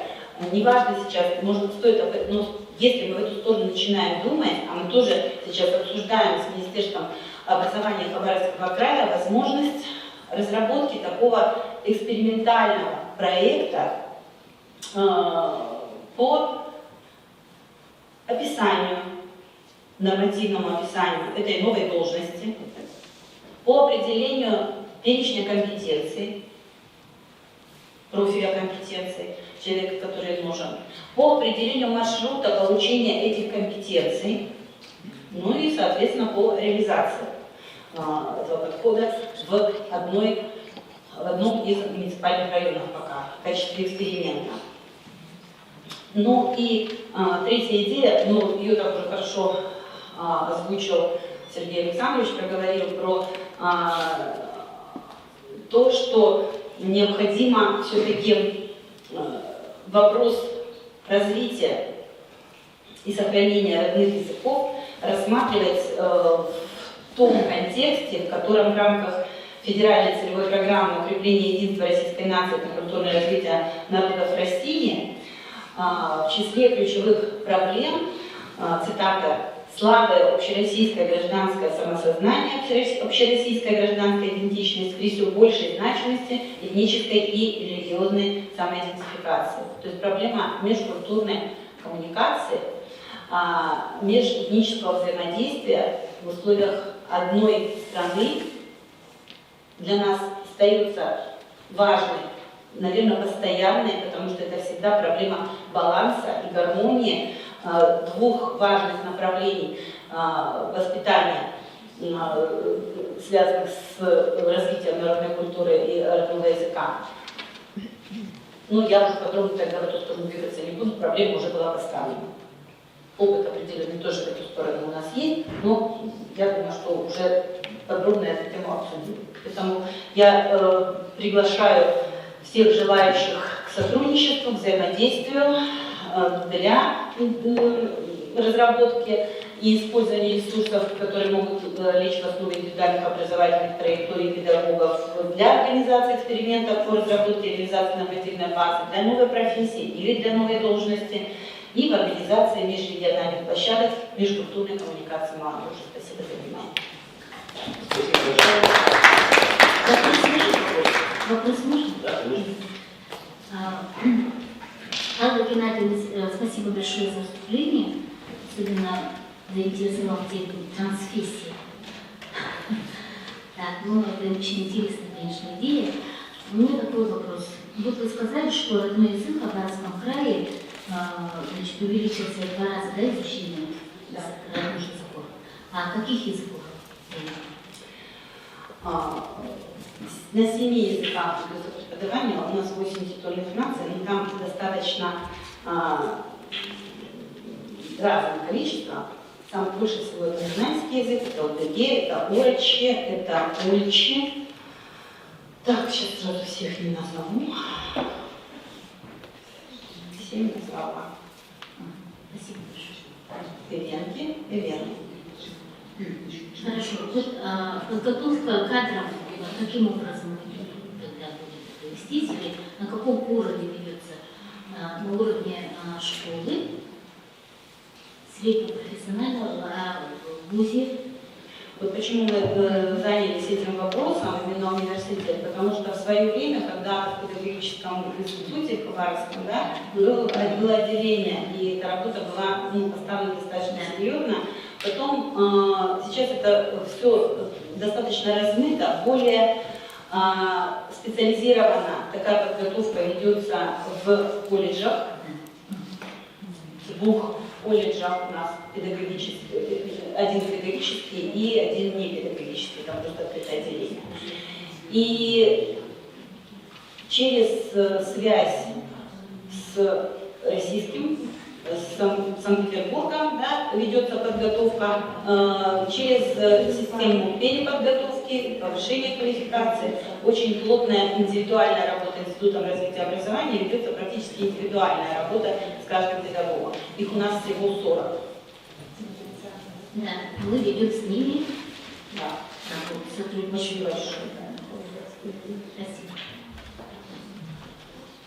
Еще вопрос, коллеги. Все, спасибо большое. Следующее у нас крайнее выступление. Это итоги проведения Северо-Восточной Олимпиады школьных родным языкам и литературе народов Российской Федерации. Выступает декан факультета конкурсного образования и профориентации Северо-Восточного федерального университета, кандидат юридических наук Светлана Васильевна.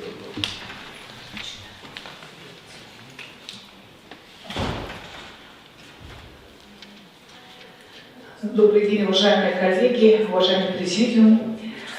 В контексте нашего круглого стола сохранения и развития родных языков мне бы хотелось представить предварительные результаты, предварительные итоги от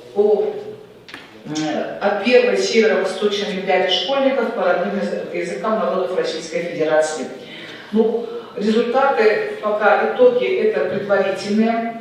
Практически количественные, мы анализ еще не делали, поскольку буквально 2 дня назад только были опубликованы первые результаты и закончилась сама Олимпиада. Есть, да,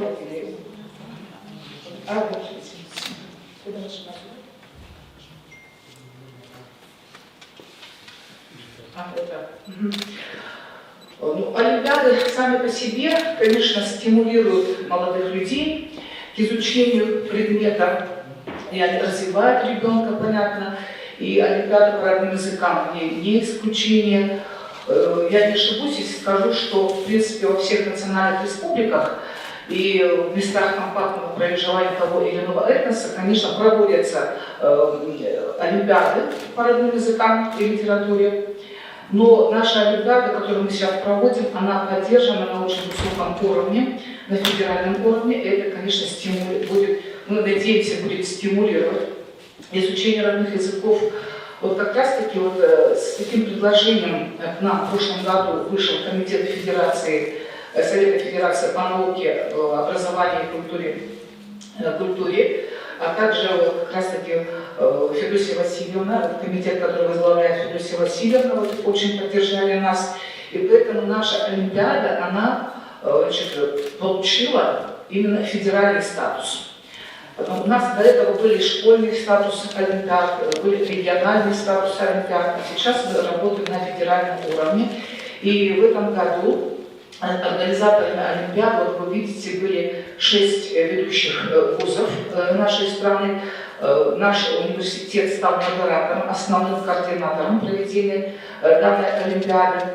И по 9 родным языкам и литературе мы в этом году провели данную Олимпиаду. Вот наша ценность нашей Олимпиады еще в том, что мы проводим Олимпиаду не только по родным языкам и по литературе, а это как раз таки предполагает более глубокое изучение родного языка.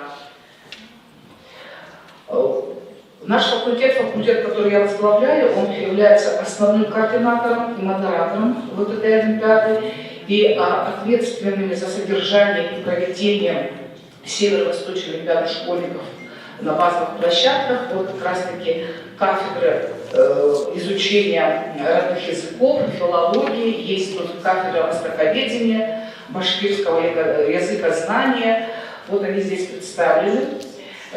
Я уже говорила, что у нас 6 вузов присоединились. Поскольку у нас Олимпиада в этом году получила федеральный статус, проводимый под эгидой Российского совета олимпиад школьников, и на Олимпиады были включены в перечень Минобрнауки Российской Федерации, где включено 86 вузовских олимпиад, имеет такой высокий статус. И поэтому дипломанты данной Олимпиады могут использовать право быть зачисленным в вузы как без вступительных испытаний, так и их результаты ЕГЭ могут быть приравнены к 100 баллам. При условии, в этом году тогда ЕГЭ по русскому языку более 75 баллов.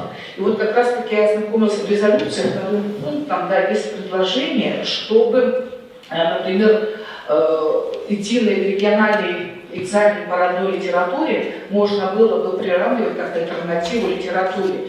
Если вот это предложение будет рассмотрено на федеральном уровне, то тогда, конечно, еще больше стимула появится для наших молодежи, для наших школьников принимать участие в этой олимпиаде и изучать родной язык. И вот здесь перечень тех направлений подготовки вузов, куда они будут принимать дипломантов олимпиад без вступительных испытаний, при условии, если по русскому языку ЕГЭ они получат более чем 75 баллов. Это пока в этом году мы выходили на руководство Российского совета олимпиад школьников, обсуждали вопрос, какой же предмет все-таки брать за приоритетный, но пока вот пришли к тому, что это будет русский язык. И литература, русская литература, если там будет литература. Ну, отборочный этап у нас проходил очно, а также с использованием дистанционных технологий. Это вот сайт нашей олимпиады, где размещена вся информация, как нормативная, регламентирующая, информационная и так далее. На заключительном этапе, заключительный этап был очный, он проводился на 38 базовых площадках по стране Российской Федерации. Здесь вы видите как раз таки диаграмму, по каким языкам, по каким олимпиадам принимали участие. Больше всего у нас был представлен чеченский язык, 1710 человек приняли участие по олимпиаде по чеченскому языку. Далее у нас идет якутский язык, татарский язык, башкирский язык, ивенский, венгийский, юкагирский и немецкий. Языки здесь представлены. Если мы смотрим по классам, олимпиада проводилась с 8 класса, 8, 9, 10, 11 классы. Примерное количество участников одинаково, от 700 до 900 по каждому классу. Целое, в общем, это более 3000. Мы так и предполагали, даже немножко это, мы думали, что где-то будет около 2-3 тысяч, у нас вот 3346 человек. Вот. Радует то, что вот эта вот картинка меня саму очень впечатлила, потому что, как правило, принимает участие в местах компактного проживания, да, вот, школьников этого этноса культурного, скажем. Но здесь, вот видите, да, например, по якутскому языку принимали участие ребятишки, которые живут в Москве, в Казахстане, в Ростовской области, где мои родители, они вот переехали, и дошла информация о том, что такая олимпиада проводится. Или по татарскому языку вот 10 регионов. По чеченскому языку принимали участие школьники из Нижнего Пестяка нашего, из республики Саха-Якутия, поэтому вот сам федеральный статус, он как раз-таки вот к этому и сподвигает к тому, чтобы не только вот здесь у нас в Якутии принимали участие по якутскому языку, но и это распространяется уже и за пределы нашей страны. Вообще олимпиады проходили очень торжественно. Вот как раз-таки фотоотчеты с организатора отправляли на очень высоком уровне, были привлечены средства массовой информации, как праздник, с концертами, открытие такое красивое было, вот башкирский язык и литература. Это вот в Чечне, в городе Грозном проводили. Это татарский язык проводили. Так, якутский язык, литература, у нас 21 район принимал участие в этом, не все еще были охвачены школы. В целом информация была опубликована на многих сайтах, в том числе и Миноборнауки России, и в ТАСС, и на сайтах и в Татарстане было, и в Башкирии, и в Чечне. То есть олимпиада, она имела очень большой резонанс и большой потенциал для распространения. Но это вот была наша первая проба-пера, так скажем, в этом году. В этом году уже заявились, вот мы видим, сегодня у нас есть коллеги из Хакасии, Хакасский государственный университет в следующем году будет принимать участие. Бурятский государственный университет тоже заявился, так что работы, коллеги, много. Мы этому рады, приветствуем и приглашаем вас к сотрудничеству, чтобы наши школьники, наши дети, наша молодежь уже сейчас она пыталась уже изучала родные языки и литературу с тем, чтобы потом уже то, что вот все сегодня что обсуждалось, оно все притворилось, да. Это вот предварительные итоги. Уже в этом году 42 школьника, выпускников этого года, то есть это 11-классники, они могут воспользоваться своим правом быть зачисленными в вузы, вот эти наши 5 вузов, которые есть, ну вот по тем правилам, которые там прописаны у них. 42 человека, всего было 166 дипломантов. Еще раз повторю, что Олимпиада у нас федерального уровня, поэтому регламенты и требования, они очень высокие. Мы должны интегрироваться в эти требования, поскольку наша Олимпиада все-таки несколько специфичная, чем предполагалось там в перечневых олимпиадах по математике, физике, литературе, но тем не менее она принята, наша Олимпиада, и будет развиваться. Надеемся и убеждены, что будет развиваться. Спасибо за внимание. Если есть вопросы, я буду ответить. Спасибо большое. Коллеги, вопросы? Да, конечно. Зингер, Перелёва. Добрый день. У меня вопрос. Скажите, пожалуйста, у вас задания составляются непосредственно кафедрами? Да, как раз таки те кафедры, которые были там опубликованы, из числа их и еще привлеченных специалистов создается методическая комиссия и жюри. Потом они приказом уже утверждаются, и вы всегда вместе, да, вы можете их. Задание касается именно тех языков, да. Башкирский язык, башкирская литература. Да. Угу. Там есть требования, как раз таки у нас 11 апреля будет совещание организаторов, где будем как раз более глубоко анализировать. Кто желает, можете присоединиться, потому что мы будем готовить уже заявку на следующий год в Российский совет олимпиад школьников. И мы должны уже знать, какие вузы хотят к нам присоединиться и какие будут языки. Если желаете, вы можете присоединиться к этому совещанию и узнать требования, ну и так далее, правила. Олимпиада не дублирует региональные олимпиады по родным языкам, да, и литературам, которые проходят у нас обычно в республиках. Нет, это будет олимпиада федерального уровня. Да, федерального говоря, да, содержание. Вот у нас же проводится государственная олимпиада по родным языкам, давно проводится, традиции у нас глубокие, да, вот, широкие. И у нас в этом году были накладки. И вот я хотела бы выйти на наше министерство с предложением, мы могли бы их объединить, ресурсы объединить. Это было бы как раз таки детей бы больше привлекли. И многие, например, Башкортостан тоже по этому пути пошел. Татарстан тоже. То есть свои региональные олимпиады они подтянули к этой федеральной олимпиаде. Еще вопрос, коллеги? Можно еще вопрос? Скажите, а перечень тех языков, по которым проходит олимпиада, кто определяет? Определяет оргкомитет, то есть вы заявкой выходите, То есть, да, по заявке, да. То есть там оценивается, экспертная комиссия оценивает, значит, потенциал, вот, если же ведет комиссия, насколько это возможно, сколько детей будут принимать участие, и можно заявиться. Еще вопросы? Все, спасибо. Вопрос нет, Светлана Васильевна, спасибо большое. Сейчас мы бы, наверное, хотели бы подвести итоги. У вас у всех на столе есть проект. Здравствуйте, уважаемые коллеги, уважаемые участники круглого стола.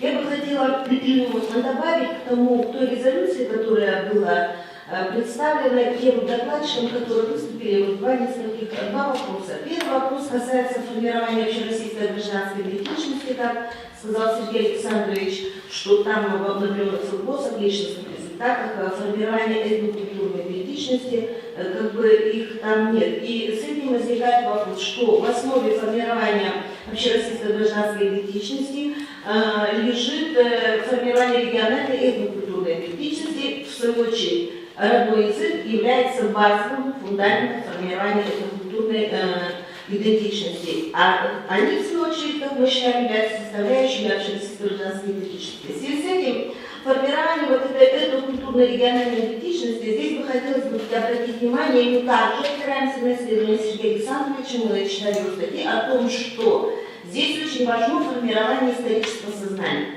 И когда мы слушали доклады, вот изучение истории своего региона, оно может стать одним из дополнительных факторов для формирования региональной и, в свою очередь, этнокультурной идентичности.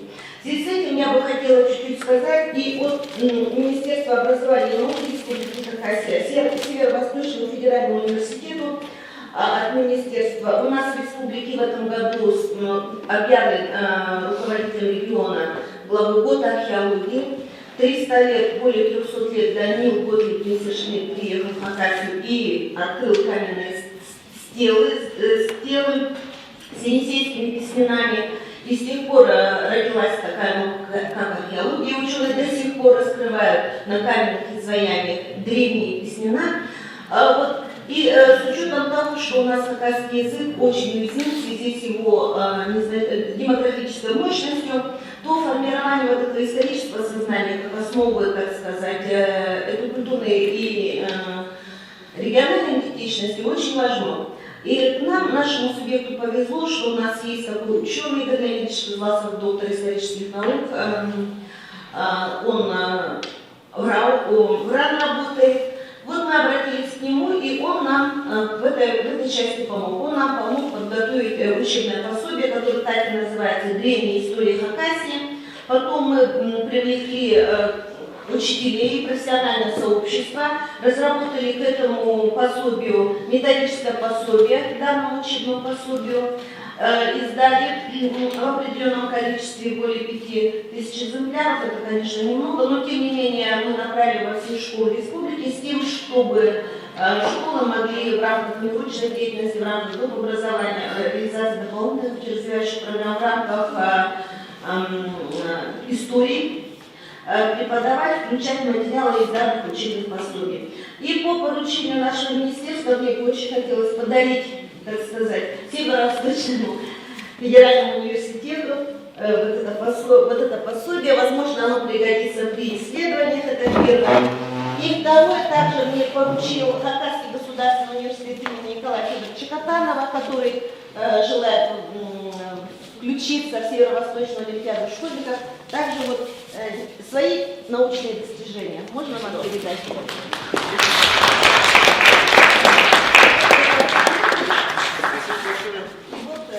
Хакасский госуниверситет. Надеюсь, что у нас...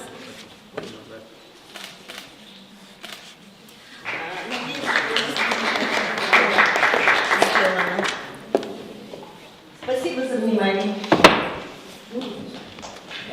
Спасибо большое. Дорогие коллеги, прежде всего, конечно, я рада приветствовать всех вас и благодарю за гостеприимство якутскую землю. Спасибо большое. Но вот по поводу того, что сегодня было сказано в интереснейших сообщениях на нашем круглом столе в рамках заседания рабочей группы по родным языкам, литературам и культурам, я бы хотела подчеркнуть следующее. Безусловно, на сегодняшнем этапе, в настоящее время, мы действительно должны уже говорить не столько об этноязыковом образовании, сколько об образовании этнокультурном. И, конечно же, нам всем нужно предпринимать общие совместные усилия для того, чтобы в России этнокультурное образование на современном этапе с использованием новых образовательных технологий получило импульс к плодотворному развитию. Здесь я могу сказать о том, что на федеральном уровне для этого делается уже немало. Вот в рамках работы нашего Федерального института родных языков народов Российской Федерации был в 2021 году проведен целый ряд мероприятий, которые связаны с этнокультурными компетенциями, причем эти компетенции касаются не только школьников, хотя прежде всего их, но и педагогов, вот о чем говорила Алла Геннадьевна. Безусловно, речь сейчас идет об этнобезопасности, речь идет об этнотолерантности и, конечно же, принципиально принципиально важно, и это обозначено было и в сообщениях, и в резолюции по результатам сегодняшнего круглого стола, говорить о подготовке и переподготовке учителей родных языков и родных литератур. Ну, еще бы я хотела уточнить, мы все прекрасно знаем, что в настоящее время, с одной стороны, каждый учитель родного языка и родной литературы, как, впрочем, всех других школьных предметов, имеет возможность написать собственную авторскую программу по своему предмету. Это с одной стороны. С другой стороны, все-таки есть такая возможность, и она закреплена законодательно, что педагоги родного языка и родной литературы могут пользоваться примерной рабочей программой, которая создана, создана по, скажем так, типовым образцам, но тем не менее отражает все то, что она должна отражать. И здесь я бы хотела сказать о том, что специалисты нашего Федерального института родных языков народов Российской Федерации и в Москве, и в нашем замечательном филиале в городе Якутске готовы оказывать адресную, точечную помощь в создании подобных рабочих программ. И вот то, о чем мы тоже сегодня говорили, принципиально важно подумать о том, как будут преподаваться в самое ближайшее время родные языки и родные литературы в рамках обязательной части учебного плана, как можно сделать, чтобы эти предметы преподавались в рамках части учебного плана, который формируется участниками образовательных отношений, и, наконец, как сделать хорошо, здорово и продуктивно для того, чтобы родной язык, родная литература и родная культура преподавались во внеурочной деятельности, чтобы это было интересно нашим педагогам и, конечно же, прежде всего, нашим детям. Спасибо.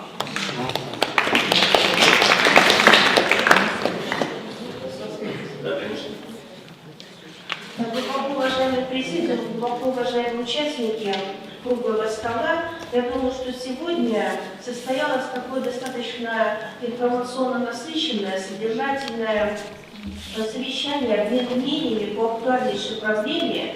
И я думаю, что все сегодня получили такое профессиональное удовлетворение от обсуждаемых проблем, от уровня обсуждаемых проблем, от выработки, от необходимости выработки механизмов решения этих вопросов.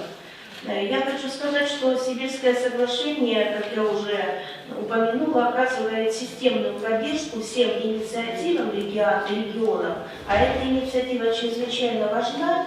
И я сегодня лишний раз убедилась в том, что действительно Якутия специалисты по сохранению этнокультурного наследия, по этнокультурному образованию, они действительно имеют достаточно серьезный опыт, положительную практику, имеют передовые позиции в этом вопросе. И особенно хотелось бы отметить роль Северо-Восточного федерального университета, лично ректора Антона Николаевича, который начинал с нами, практически отработал все заседание. И я со стороны Сибирского соглашения обещаю действительно поддержку всех инициатив и продвижение. Самое главное, мы должны работать на результат. У нас сегодня с вами есть много задач, на уровень решения которых находится и в органах профильных исполнительной власти, и в профильных институтах научных, которые занимаются этими проблемами. И я хочу, уважаемые коллеги, пожелать коллективу Северо-Восточного федерального университета действительно профессиональных успехов в этом направлении. И хочу на память о нашей встрече и с надеждой на конструктивное будущее передать небольшой сувенир от Сибирского соглашения. Пожалуйста, примите ваш музей.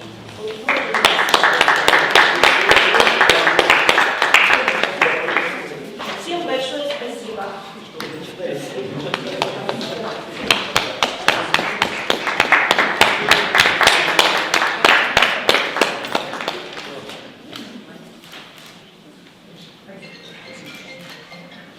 Все?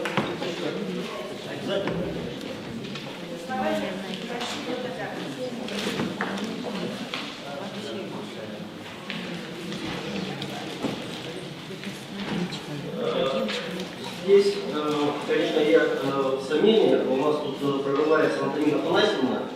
Буквально давайте, коллеги, мы ее заслушаем, да, на 5 минут. И после этого все-таки, коллеги, давайте мы будем завершать. Антонина Афанасьевна, пожалуйста, очень кратко. Хорошо? Спасибо большое. Ну, в принципе, я хотела, чтобы Пекин Михайловна сказала свои предложения. Извините, пожалуйста. Ну, раз мне дали слово, спасибо. И сегодня, когда мы говорим о том, что вообще вся общественность, да, все общественные деятели государства, ЮНЕСКО, ООН усиленно говорит о сохранении языков коренных малочисленных народов Севера Сибири и Дальнего Востока. Конечно же, крупной вехой в процессе сохранения и развития языков культуры народов Севера подготовки кадров с представителей коренных малочисленных народов Севера в 20 веке явилось открытие в 1991 году кафедры северной филологии, потому что подготовка кадров конкретно по учителей из представителей коренных малочисленных народов Севера осуществлялась в Институте народов Севера, ЛГБИ в то время, да, сейчас ЛГБУ в Санкт-Петербурге. И сейчас у нас на всем Дальнем Востоке, в Северо-Восточном федеральном университете на кафедре северной филологии обучаются на эвенском, венкийском, михайлийском, чукотском и долганском языках. И нам уже, нашей кафедре, 30 лет, в 2021 году. Я бы хотела сегодня отметить, что Василий Афанасьевич Рупик, который был основателем нашей кафедры северной филологии, в своем выступлении «Наша цель сохранения и возрождения языков народов Севера» в 2006 году обозначил как проблему сохранения языков и культуры КМНС риторические вопросы. Перед коренными малочисленными народами Севера, государственными деятелями, перед мировым сообществом встал сегодня в 21 веке гамлетовский вопрос: быть или не быть языкам и этнической культуре народов Севера? Неужели они исчезнут, так и не раскрыв свои неизведанные тайны? И тут же ответил: сами народы Севера и многие специалисты не согласны с тезисом о фатальной обреченности так называемых исчезающих языков, даже типа юкагирского. Если сохранился народ и его разговорный язык, то независимо от числа говорящих на нем, при создании определенных условий может возродиться и письменный язык этноса. Исходя из этого авторитетного мнения на кафедре, одним из таких условий кафедры северной филологии является подготовка научных кадров, изучение и описание проблем по сохранению языков, фольклора и литературы народов Севера. И, конечно же, следующим шагом к созданию условий для общения студенческой молодежи и научно-образовательной деятельности является организация совместно с Институтом народов Севера РГБУ, с кафедрой бурятской и венкийской филологии Восточного института Бурятского государственного университета, Института гуманитарных исследований проблем малочисленных народов Севера, Сибирского отделения Российской академии наук, Института лингвистических исследований РАН, площадок для активной коммуникации научного сообщества и общественности по актуальным проблемам изучения, сохранения и развития самобытных языков и уникальных культур. Это научно-практические конференции, рубиковские чтения, лиговские чтения, фестиваль языковой мир Арктики. И эту работу осуществляют такие видные ученые и специалисты по языкам коренных малочисленных народов Севера: Белолюбская Варвара Григорьевна, Шарина Сардарья Ивановна, Андреева Тамара Егоровна, Булатова Надежда Яковлевна, Санкт-Петербург, Петров Александр Александрович, Санкт-Петербург, Афанасьева Елизавета Федоровна, Бурятский государственный университет, Игнатенко Нина Николаевна, ИРО ИПК Магадан, Тенескина Маргарита Николаевна, Анадырь, Чукотский автономный округ, Авак Раиса Николаевна, Дедык Валентина Романовна, ИРО ИПК Камчатский край. Несмотря на плодотворную работу кафедры, существуют некоторые проблемы, аспекты, для решения которых мы предлагаем следующие. Ради чего мы работаем и ради чего мы сегодня собрались. Очень большая проблема сейчас, вот я сегодня озвучу только пока одну проблему, все остальное там в резолюции. Просто хочу озвучить, потому что это наболело, и это совершенно такая вот проблема, которую, я думаю, что вот на сегодняшнем уровне надо это решить. Дело в том, что сейчас у нас очень остро стоит вопрос с абитуриентами вообще, потому что в прошлом году дали разрешение выпускникам школ, да, не сдавать ЕГЭ, те, кто хотят поступать в среднее учебное заведение. И это стало камнем преткновения для наших абитуриентов, которые хотят поступать, не хотят, те абитуриенты, которые мы хотим, чтобы к нам поступили. И те, кто сдают ЕГЭ, например, у нас по филологии, русский язык, русская литература и вступительные экзамены внутренние, или же республиканские у нас, или по родным языкам, и вступительные экзамены внутренние. Вот русский язык, это понятно, да, это обязательно ЕГЭ, хорошо, но родную литературу можно заменить вступительными внутренними экзаменами, или же сделать, приравнять ЕГЭ родную литературу, то есть русскую литературу, на родную литературу или единого республиканского экзамена. Вот такое у меня предложение, потому что и это было бы очень большой поддержкой для тех, кто хочет поступать по родным своим языкам, конкретно из числа коренных малочисленных народов Севера. Спасибо большое. Спасибо. На самом деле это колоссальная проблема для людей, которые хотят поступать и в среднее высшее учебное заведение, и, наверное, поэтому мы его специально вшили в нашу резолюцию, и очень бы хотелось, чтобы Сибирское соглашение все-таки нас поддержало в этом вопросе. Ну, коллеги, в этом отношении результат Олимпиады тоже будет зачитываться. Мы именно в прошлом году об этом разговаривали, поэтому нам надо до логического завершения идти, чтобы это зачли именно результаты Олимпиад по родным языкам. Эти олимпиадные работы, они вот как вступительные экзамены, но не заменяют родную и русскую литературу. Фелиция Васильевна, как раз по этому вопросу мы выходили на руководство Российского совета олимпиад школьников, где председателем является Садовичий. Но поскольку регламенты, я уже говорила, не жесткие, да, сами по себе перечивые олимпиады, поэтому наше предложение было пока не рассмотрено, и вот на русский язык переведено. Мне кажется, действительно надо в этом направлении работать, поскольку для поступления именно на те направления подготовки, которые есть на родные языки. Нам в этом направлении надо продвигаться, потому что другие субъекты тоже хочет предложение внести, поэтому мы с комитетом по науке, образованию и культуре Совета Федерации и выше, там, конкретно Северо-Восточный федеральный университет, поэтому дальше будет продвигаться. Ирина Федоровна разловила основу. Сибирское соглашение завтра будет принимать участие в заседании рабочей группы. Мы, в свою очередь, тоже формируем свое протокольное решение и будем готовить по результатам и нашего обсуждения этого протокольного решения предложения на тот уровень, где возможно решение данных проблем. Это и Комитет Государственной Думы, это и Федеральное собрание, это и профильные министерства. То есть у нас есть такие полномочия, и мы практически постоянно занимаемся этим. Вот. Я думаю, что вот совместные усилия они дадут, принесут плоды. Спасибо огромное. Я очень много записала сегодня и для обсуждения завтра, и для формирования вот этих предложений на уровне решения вопросов. Спасибо.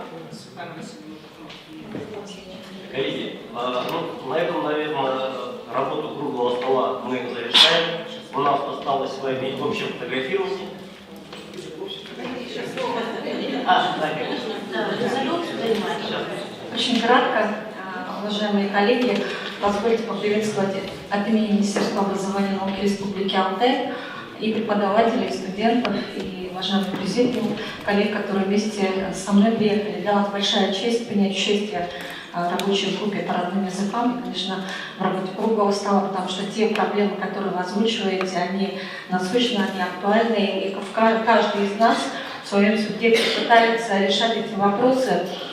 Конечно, отмечу, что Республика Саха всегда во многих вопросах занимает, в общем-то, действительно лидирующую позицию по отдельным аспектам, и это радует. Иногда мы обращаемся и к документам Республики Саха, но тем не менее мы тоже пытаемся у себя свои какие-то новшества вводить, в части того, что на сегодняшний день мы ведем работу «История, культура Горного Алтая». У нас, допустим, введен предмет, раньше была история Горного Алтая, сейчас история, культура Горного Алтая. Пытаемся через культуру вернуть ребенка к языку, как один из вариантов момента. Ну и не зря я интересовалась содержанием Северо-Восточной Олимпиады школьников, потому что мы вышли с инициативой межрегиональной Олимпиады именно по родным языкам Сибири и Дальнего Востока. Поэтому все эти наши инициативы пусть будут успешными, пусть все эти проекты, которые мы реализуем по родным языкам, принесут нам всем новое развитие. Ну и хочу, конечно, вашему университету тоже небольшой презент.